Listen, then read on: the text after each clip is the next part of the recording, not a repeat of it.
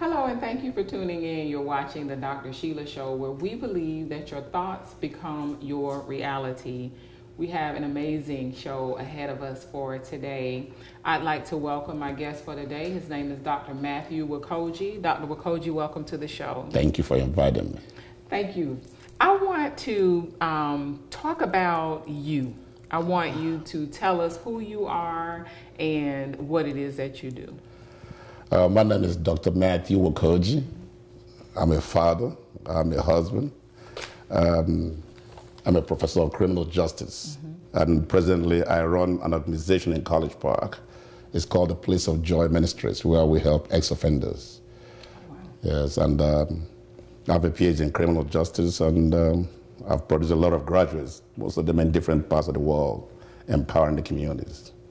So you've spent a lot of time in the criminal justice field. Yes. Can you kind of tell us about some of the positions that you've held? You've also been a university professor and so many other things that dealt with criminal justice. Can you kind of tell us about that? I was a police major for quite a long time.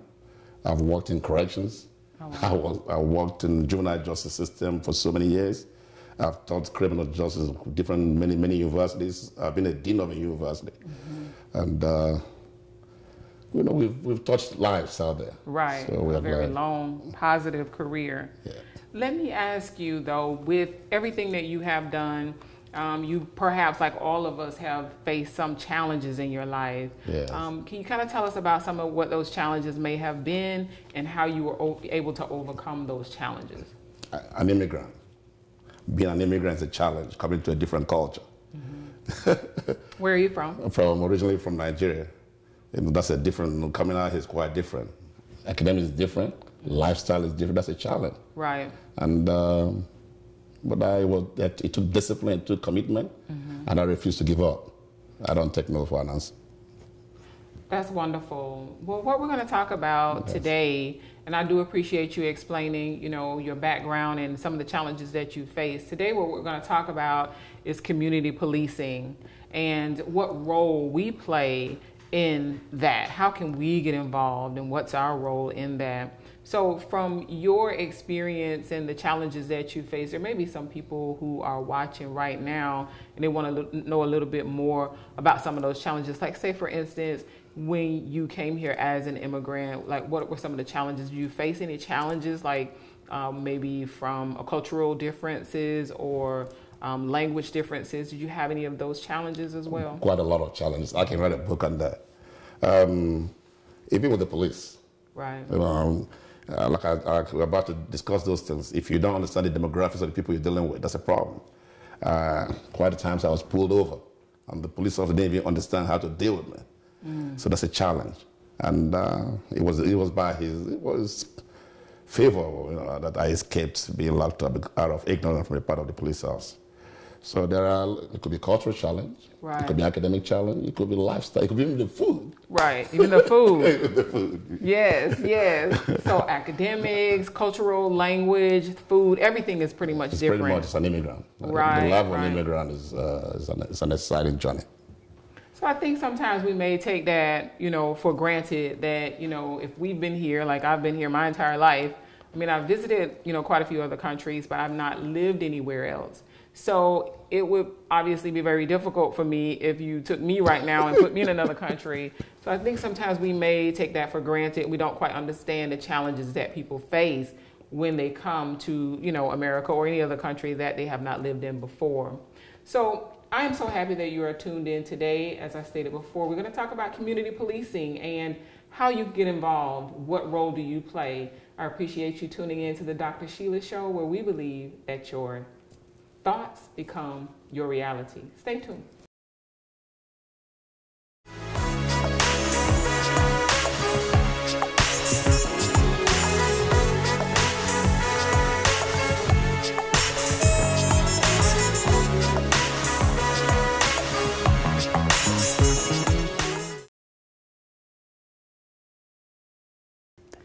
Hello and thank you and welcome back. You're tuned into the Dr. Sheila Show, where we believe that your thoughts become your reality. So we have with us, as I mentioned before, we have Dr. Nwokoji, and we're talking about community policing and how and what and what you need to do to get involved. I think there's so many things that we take for granted. As I stated before we went to break, I'm very happy that you're here. So let me get a little bit deeper into, what all you do and why you do it, but where you began. Why did you choose this career? I mean, you have a doctorate degree in criminal justice and you've been a police major. You've done a lot, but where did it all begin? Why did you choose this career? I love law enforcement. I love law and order. I love structure. Okay. And I love accountability. And I love work ethics. So coming from a poor background, my father taught us about hard work. And I took it up and I ran with it. And then, he used to be in the force, police force. And from there I learned about that structure and I took it and I ran with it and I became a police officer. Okay. Went through the system and I enjoyed it. Okay. And I cannot stand a criminal. Right, right. I can't stand a criminal. Right. So from there, I joined the police. I did what I was supposed to do. I stayed with them for almost 10 years. Okay. And then after I left the police force, I worked for corrections.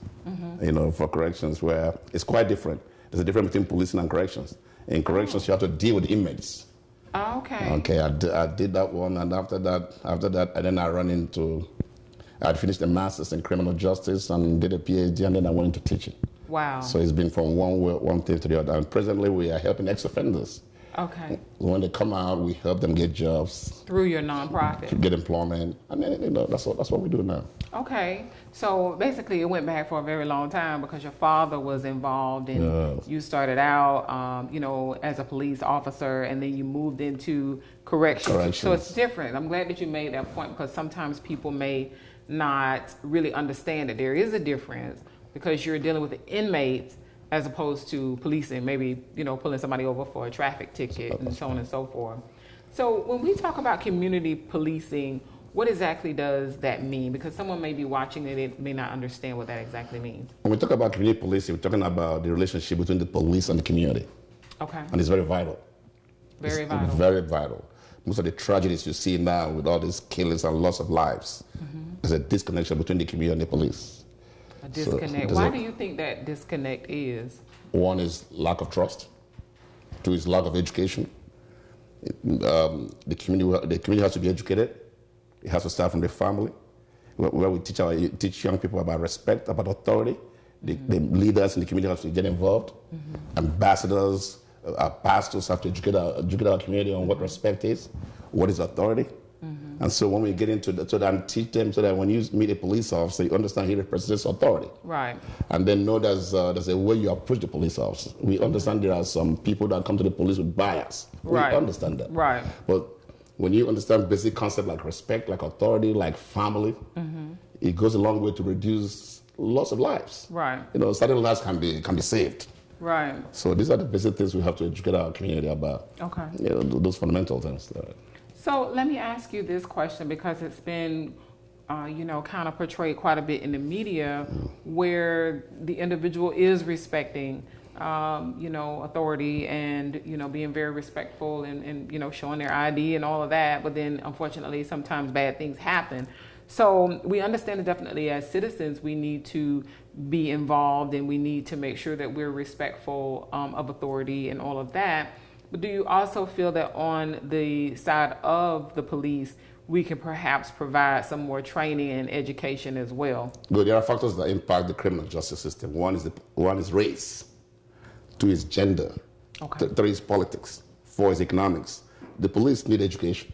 Right. You have to understand the demographics of the people you're dealing with. Okay. You have to understand the culture of the human beings you're dealing with. And then the leaders, they have to look at their curriculum. Okay. Teach the people, educate the young, educate them. Right. Otherwise, if you don't educate them, you see the police will approach the community from the angle of resentment. We and them. They become cynical. I see. And this is why we have to educate these young officers because sometimes they approach the community from a different perspective. So without proper education, any little thing they can snap, and then and that's what is happening in most instances. So that is that's what you feel is some of the things that is happening now is lack of education. Lack of education, lack of information, understanding your culture or the culture of the people you're dealing with, understanding demographics.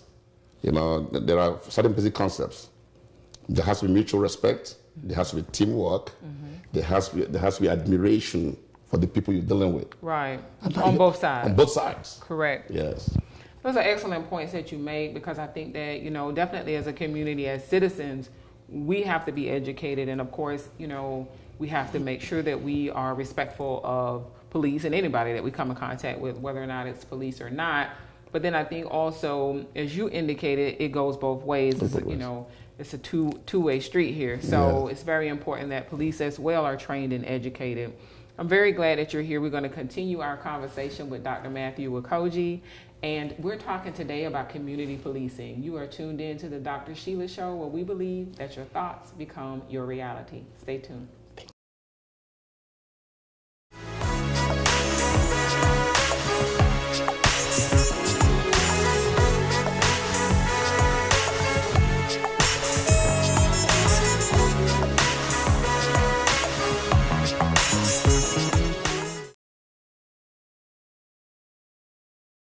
Hello and welcome back. You're tuned into the Dr. Sheila Show, where we believe that your thoughts become your reality. We're going to continue our conversation with Dr. Matthew Nwokoji, and we're talking about community policing. Before we went to break, we talked about, education and training on both the citizens' part as well as police and law enforcement, their role as well. So it's a two-way street, and it's very important that we reiterate that.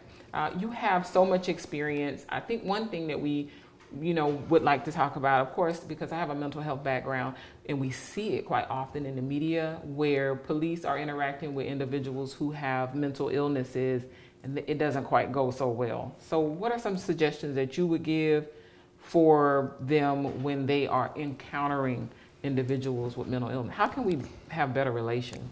Ignorance creates crisis. Information settles it. I've seen instances. I like that.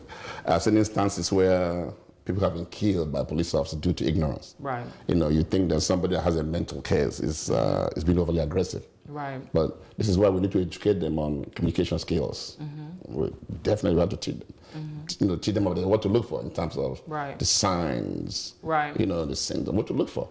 Because right now, is there any training or anything when the police goes through the police academy? Is there here's what you do if you encounter someone that has a mental illness? There are some. Memphis has one now. Memphis, Tennessee, but not most places they don't. But Memphis, Tennessee, they have a very good program. Oh, wonderful. And those of us who are experts in this field, like you have a mental background, I have a background in criminal justice, we need to go out and educate these police officers. Okay.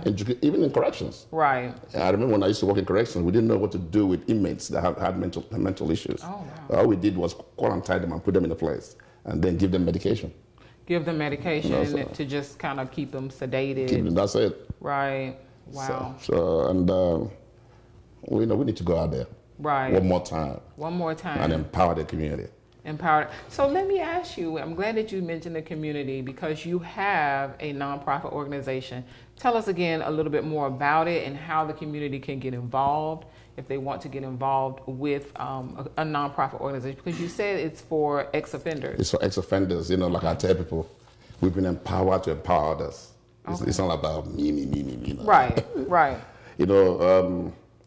I have seen a lot of folks when they come out from jail, 15 years, 20 years, it's a different world out here. So what we do, we help you, we educate you, we empower you, we bring you in. Okay. Some of them don't have support system. No support And you'd be system. surprised how many of them don't know how to read and write. Right. That was my first shock when I used to work in corrections. So we teach you how to read and write, we teach you social skills, we teach you how to go for interviews, we get you ready. You bring them in and show them some love. Right. And then take your low judgmental thing, because most places would tell them no. Everywhere you go is no. And it's difficult. I would imagine that they get a lot of no's. A lot of no's. If they come out with felonies and, so on and so forth, I would presume that they would get a lot of no's. And if they don't know how to appropriately dress, and just take, for instance, someone that's been incarcerated for 20 years, 20, 25 years. Cell phones were not what they are now, just everything would have changed by the time they come out. So that's great that you have that. So if someone's watching and could they volunteer with your organization? Yes, well, what we do, we're free to volunteer. You can go to our website, www.placeofjoyministries.org. We get in touch with prisons. When they are coming out, they can give us a call. And but they know the only problem we're having is funding. Oh. Because we can't deal with a lot of them. There are so many. We get phone calls from all over the nation. But we do our best to meet. Right. But we expect the community to give us support. Right. You know, all these DAs and all these judges and all the people in the community, we need your support system. Right. And we need, even the people in the community, we need $5, $10. Right. Because some of them need places to live. Right. Or clothes. Clothes. We need some experts to come and teach them, so, you know, study skills, how to read and write. How to read and write. How to read and write. You'd be surprised. So you say that a lot of them don't know how to read and write when they come out of prison. Yes. Wow. A lot of people don't need a lot of them.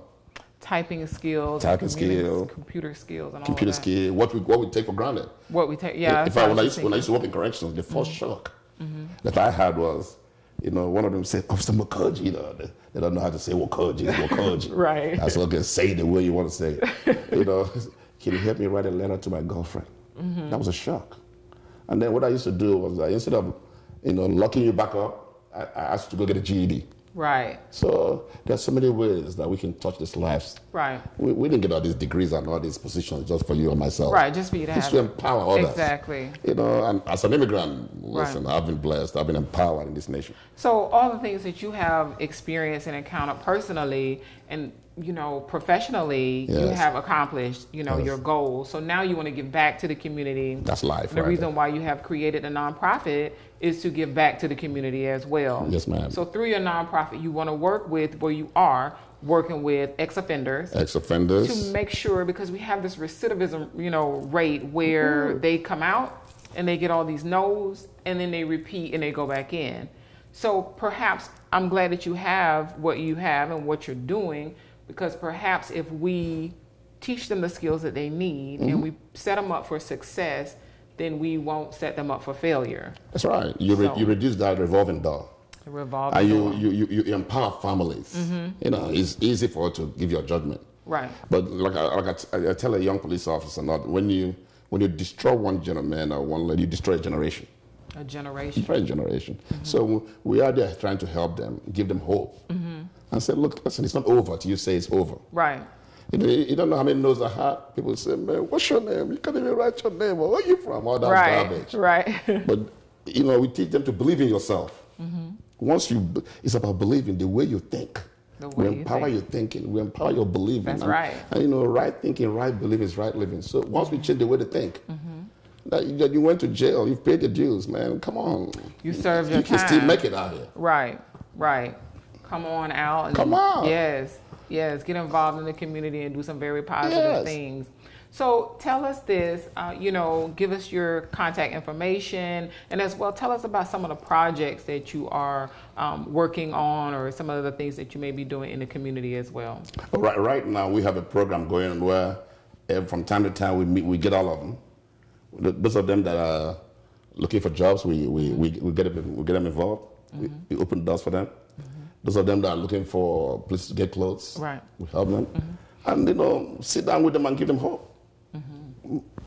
Awesome. So give us your website one more time for our viewers so they'll know where to go if they want to get involved. Find out more information www.placeofjoyministries.org, or you can even reach us at 678-508-6724, 678-508-6724. And, you know, from time to time, I go around to different agencies. I go, you know, we go places, we visit prisons, we visit courts, you know, and wonderful. It's something of joy to give back. Right, and that's why it's called Place of Joy Ministries. That's wonderful. Thank you for being my guest on the Dr. Sheila Show, Dr. Nwokoji. Well, we believe that your thoughts become your reality.